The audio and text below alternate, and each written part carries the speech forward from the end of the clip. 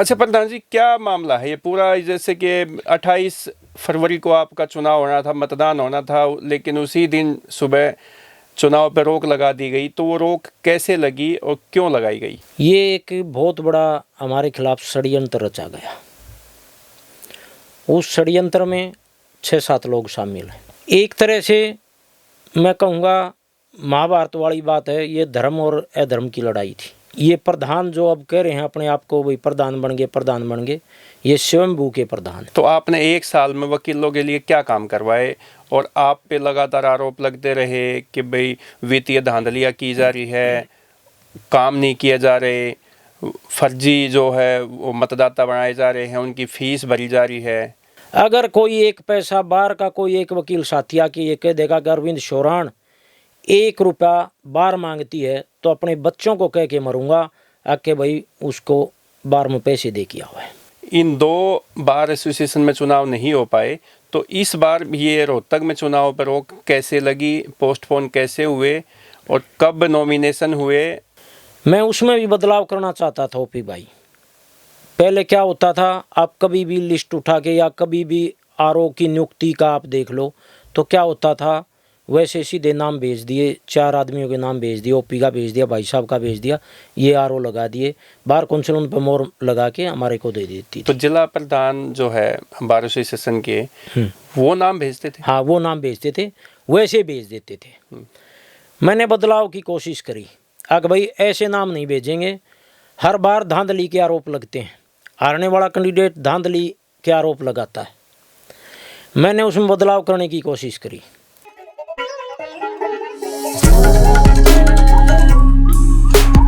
नमस्कार दोस्तों, आज हमारे मेहमान हैं अरविंद शोरान, एडवोकेट अरविंद शोरान।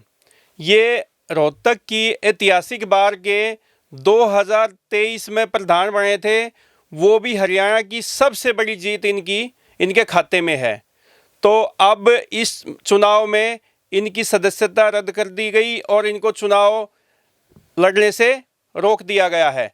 तो आज हम ये चुनाव लड़ने से रोक कैसे लगी और इसके पीछे की क्या कहानी है, इन सब विषयों पे बातचीत करेंगे। प्रधान जी, आपका स्वागत है। बहुत बहुत धन्यवाद ओपी भाई, आपके चैनल के माध्यम से आपने मौका दिया, बहुत बहुत धन्यवाद आपका। अच्छा प्रधान जी, क्या मामला है ये पूरा? जैसे कि 28 फरवरी को आपका चुनाव होना था, मतदान होना था, लेकिन उसी दिन सुबह चुनाव पर रोक लगा दी गई। तो वो रोक कैसे लगी और क्यों लगाई गई? देखो ओपी भाई, मैं एक ही बात कहना चाहता हूँ, ये एक बहुत बड़ा हमारे खिलाफ षड्यंत्र रचा गया। उस षड्यंत्र में 6-7 लोग शामिल हैं, जो शुरू दिन से, जिस दिन से इलेक्शन डिक्लेयर हुआ उसी दिन से वो षड्यंत्र करते रहे। हम अपने यार दोस्तों से, अपने वकील साथियों से मिलते जुलते रहे, वो एक भी सिंगल आदमी से किसी से नहीं मिले, वो केवल और केवल षड्यंत्र रचते रहे। एक तरह से मैं कहूँगा महाभारत वाली बात है, ये धर्म और अधर्म की लड़ाई थी। धृतराष्ट्र बने हुए अपने बेटे दुर्योधन को वहाँ कुर्सी पर बैठाना चाहते थे कुछ लोग,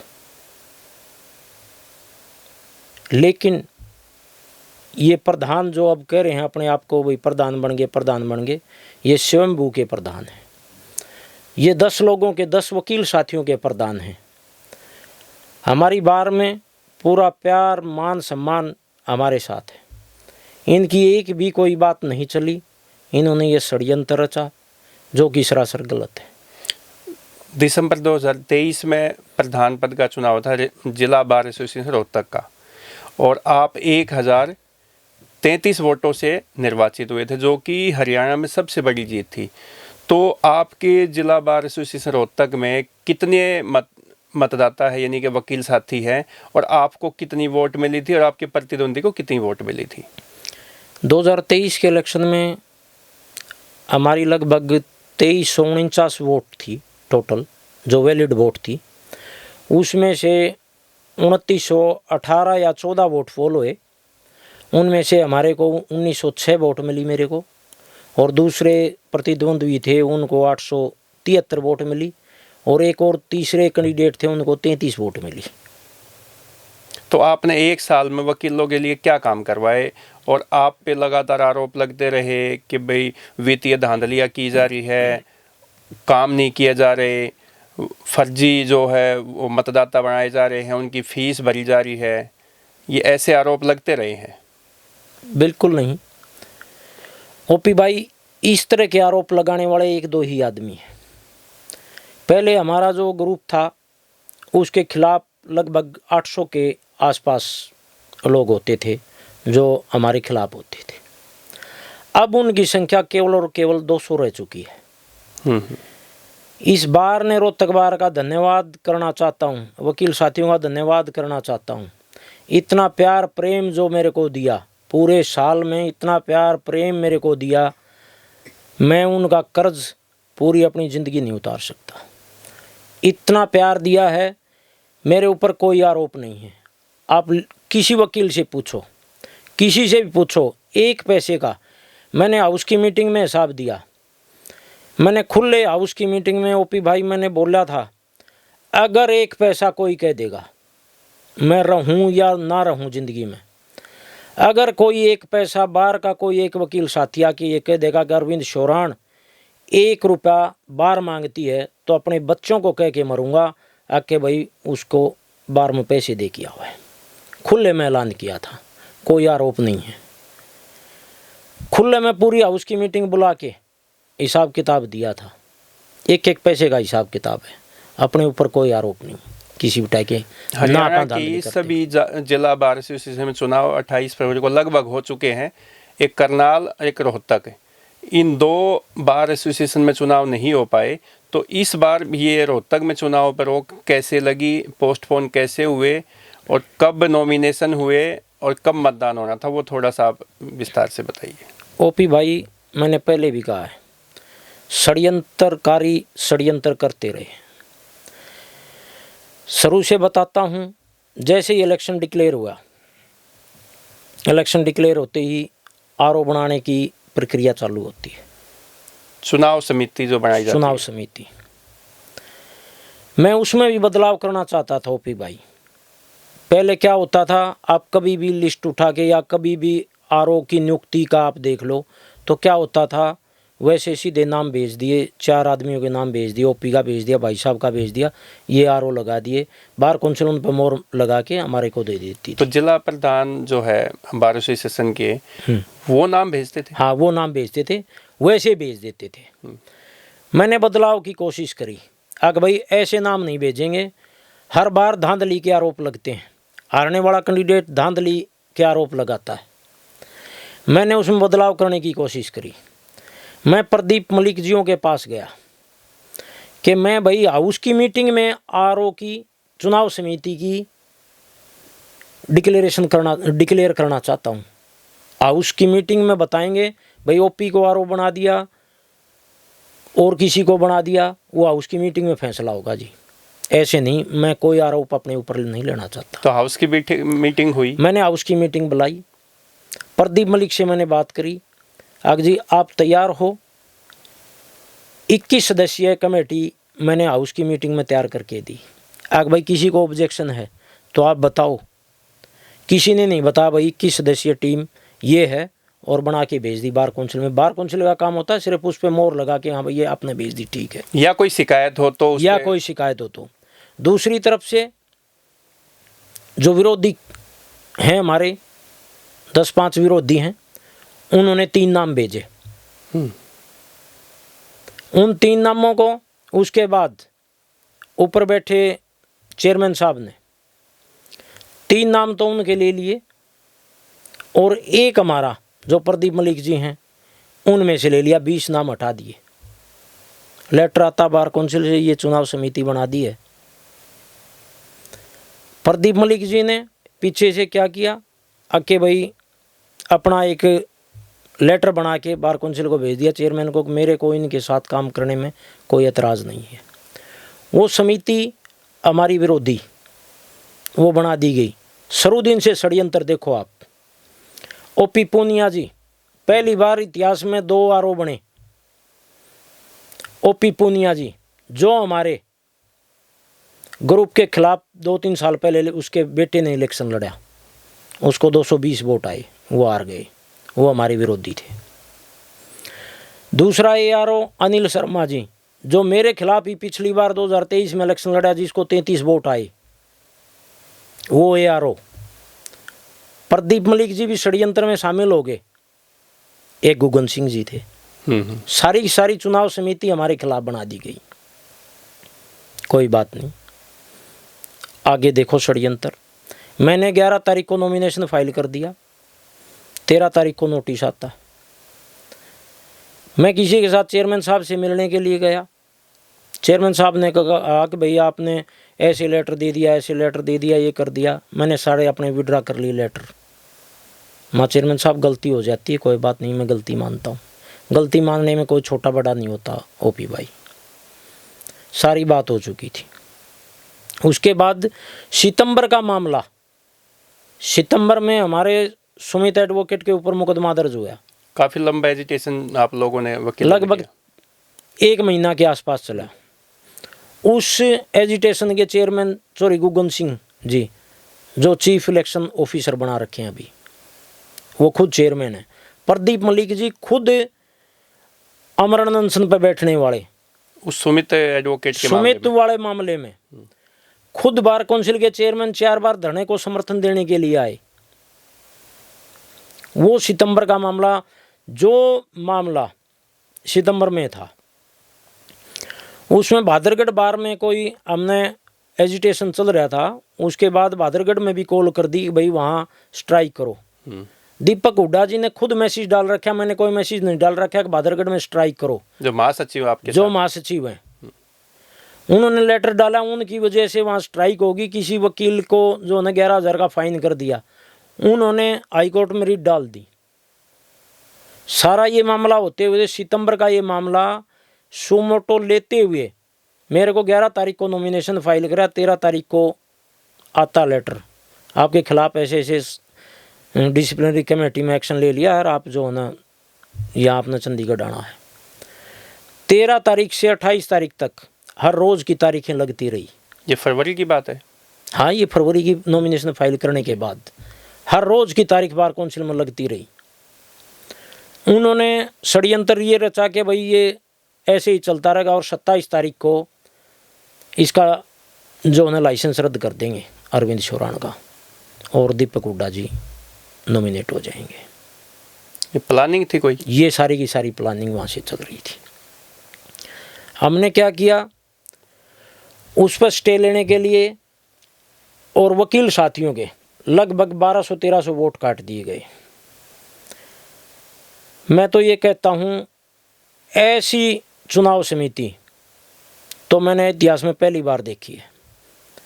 किसी का वोट कट गया, वोट कटते ही जिस तरह से SPSC के चेयरमैन इंटरव्यू लेते हैं, आप कौन हो, कैसे फीस भरी, जब फीस जिसने भर दी ओपी भाई पूरे हरियाणा में किसी भी बार में कैश में भी भरी हैं फीसें, सबके इलेक्शन हो गए, सारे काम हो गए। क्यों भरी? आपका COP कहाँ है? COP का काम देखना बार काउंसिल का काम, उनके पास रिकॉर्ड, वो देखो COP किसी का है कि नहीं है। 2 जगह किसी की वोट है, आप NOC भी ले आए, सारी चीज़ दे दी, उसके बाद भी वोट नहीं जोड़ी, 1200 के पास आसपास जोड़ दी। बूढ़े बूढ़े बुजुर्ग मेरे वकील साथी फ़ोन करें, फ़ोन नहीं उठा मारो साहब, 11 बजे वहाँ बैठे हैं, 12 बजे वहाँ बैठे हैं। इलेक्शन की जो लिस्ट थी, कैंडिडेट की नहीं, वोटर लिस्ट थी, 10 से नॉमिनेशन शुरू कर दिए, 10 तारीख को कोई वोटर लिस्ट नहीं। तो बंधुता सूची का नियम क्या है और नॉमिनेशन जो होता है, हाँ, वो क्या प्रक्रिया होती है? नॉमिनेशन के लिए प्रक्रिया होती है आपकी जो है ना शेड्यूल जारी कर रखा था बार काउंसिल ने कि भाई आप 9 तारीख तक, तो जनवरी 9 तारीख तक तो आपने फीस जमा करवानी है। वकीलों की जो नया सदस्य बनना चाहता है, हाँ, वो जमा करवानी है। उसके बाद आपने 23 या 24 तारीख तक फाइनल लिस्ट बार काउंसिल में भेजनी है, भाई ये वैलिड वोटर है हमारे।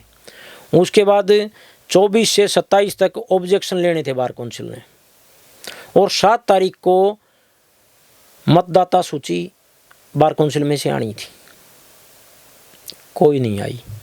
उन्होंने भेज दिया भाई 3536 वोटर हैं, इन्होंने यहाँ से काट दिए 1200 आदमियों के नाम, वकीलों के नाम काट दिए।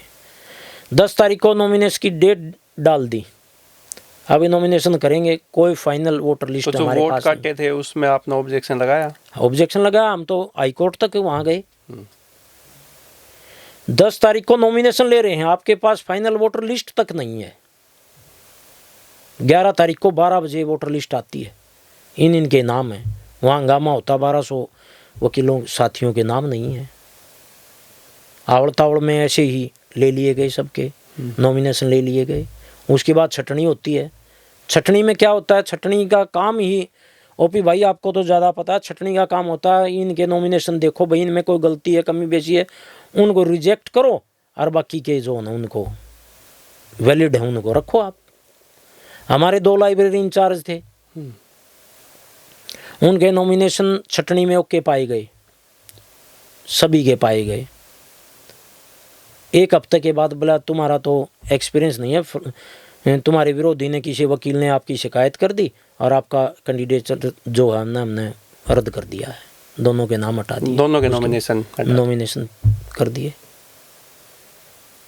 हमने रिट डाली हाई कोर्ट में वोट जुड़वाने के लिए, और हमारे ये नोटिस थे इन पे स्टे लेने के लिए, प्रधान से डीबार कर दिया गया, कोई बात नहीं। जैसे ही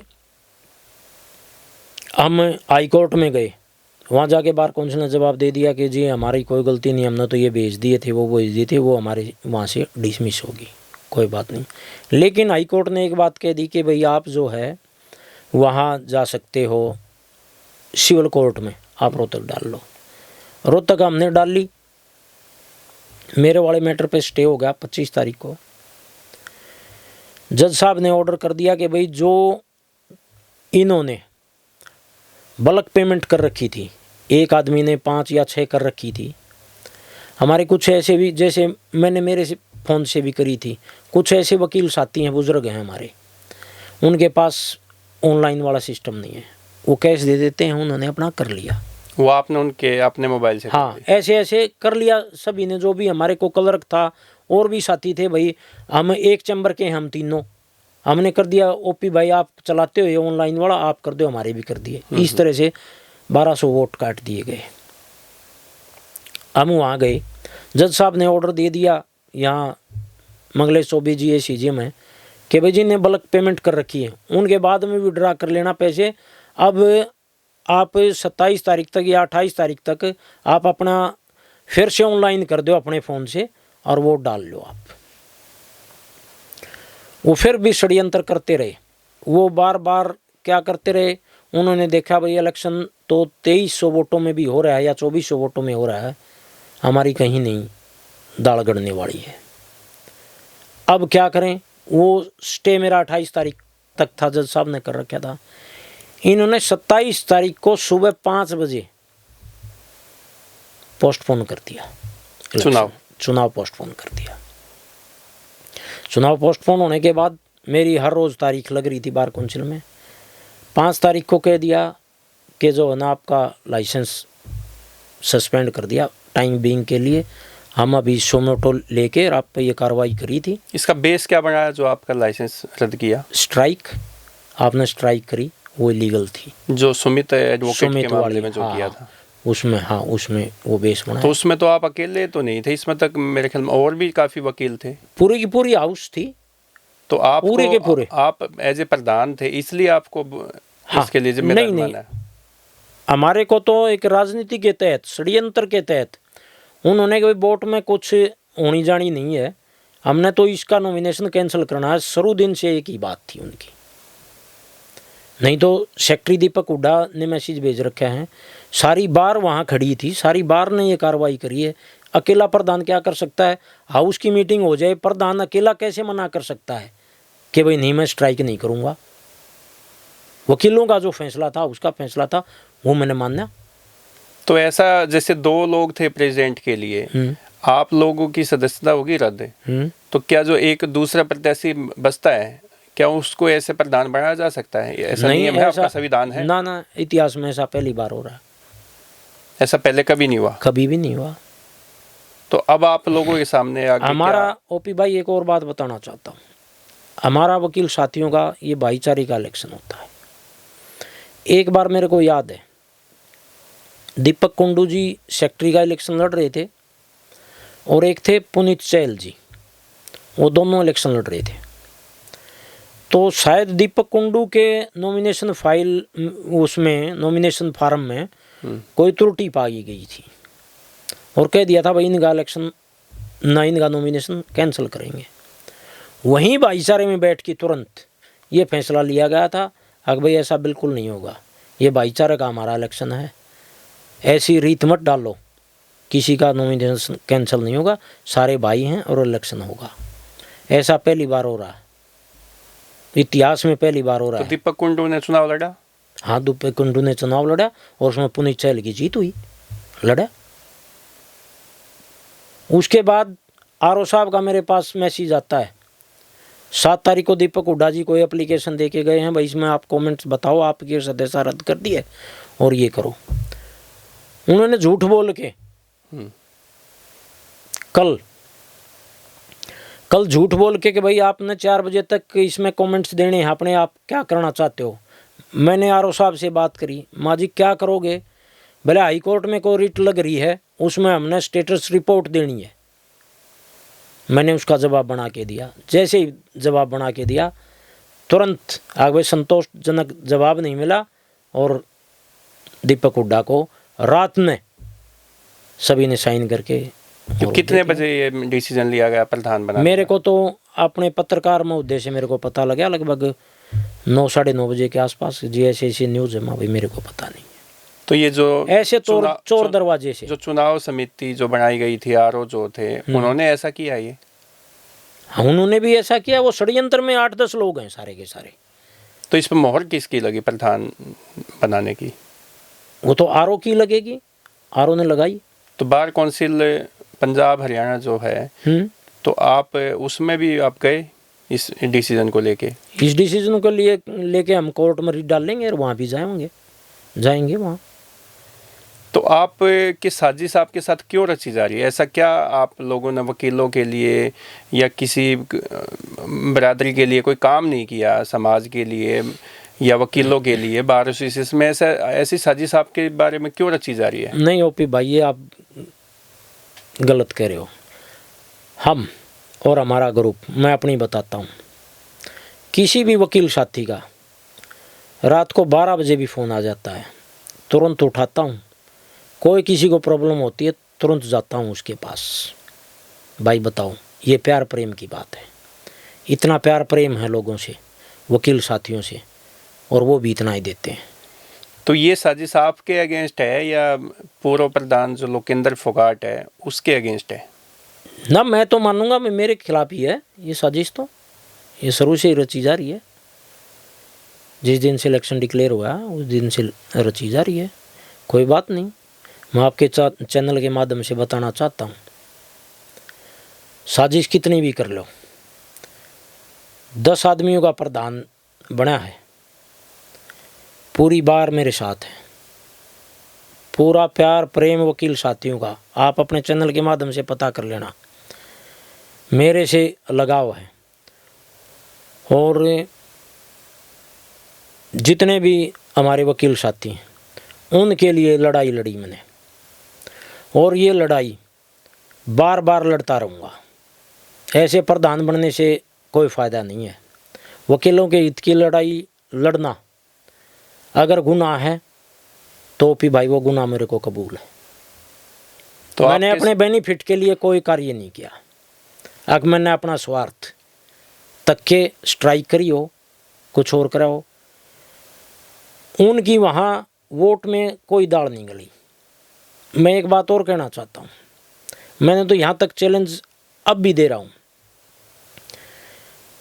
1200 वोट काट दिए थे, 500 वोटों की लिस्ट बना के वो दे दें।